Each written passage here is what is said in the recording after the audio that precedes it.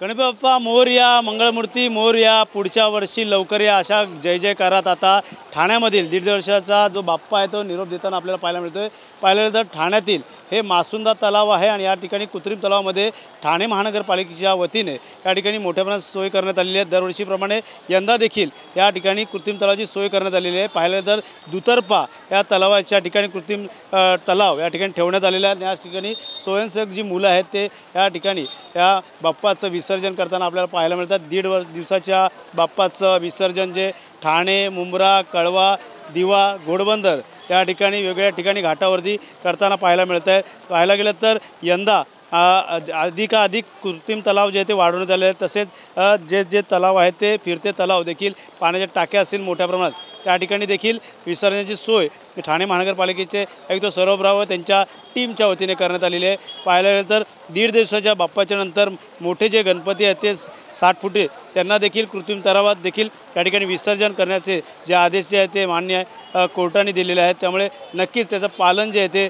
ठाण्यामध्ये या ठिकाणी पाहायला मिळतं आहे। त्यामुळे एकीकडे पडणारा पाऊस तर दुसरीकडे या ठिकाणी मूर्त्यांचं विसर्जन या ठिकाणी एक आपल्याला दिसून येत आहे। एक प्रकारे गेल्या काही दिवसापासून बाप्पाची मनोभावे पूजा करताना अर्चा करताना आज कुठं ते 1.5 दिवसाच्या बाप्पाचं विसर्जन आपल्याला ठाण्यामध्ये शहरामध्ये पाहायला मिळत आहेत। पाहिलं तर अशा प्रकारच्या बोट्स जे आहेत ते महानगरपालिकेच्या वतीने दुतर्फा घाट आहेत तिथे देखील ठेवण्यात आले।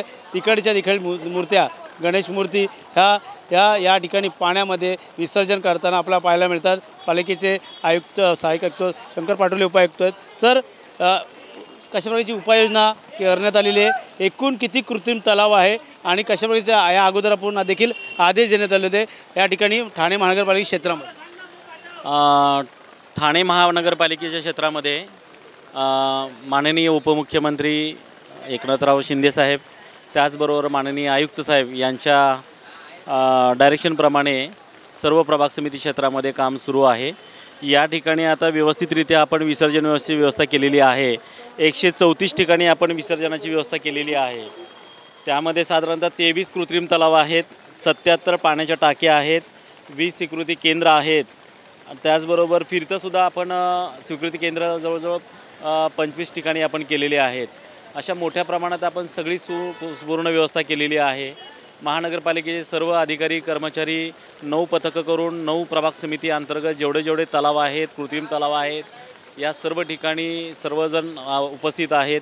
त्याचबरोबर पोलीस प्रशासन आहे, फायर ब्रिगेड आहे, आमच्याकडे आरोग्य केंद्राचे सुद्धा आहे, ॲम्ब्युलन्ससुद्धा सगळं सोय ठेवलेली आहे। आणि ह्या सगळ्या पथकाच्या माध्यमातून आपण बघताय असं की संपूर्ण सकाळपासून आपण संपूर्ण लोक या ठिकाणी व्यवस्था केलेली आहे।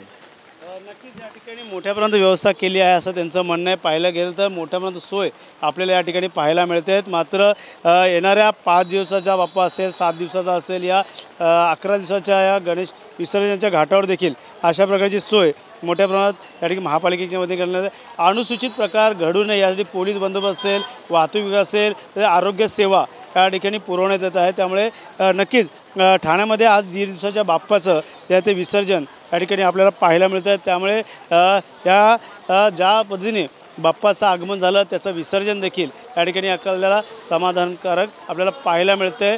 पुन्हा एकदा आता या ठाणे शहरामध्ये येणाऱ्या काळात बाप्पाचं विसर्जन जे ते वेगवेगळ्या तलावात ठेवण्यात आलेलं आहे। तलावाच्या बाजूला असं कृत्रिम तलावामध्ये ठेवण्यात आलेलं आहे।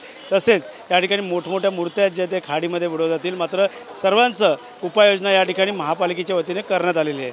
कॅमेरा अजय सह गणेश सुरा, TV9 मराठी, ठाणे।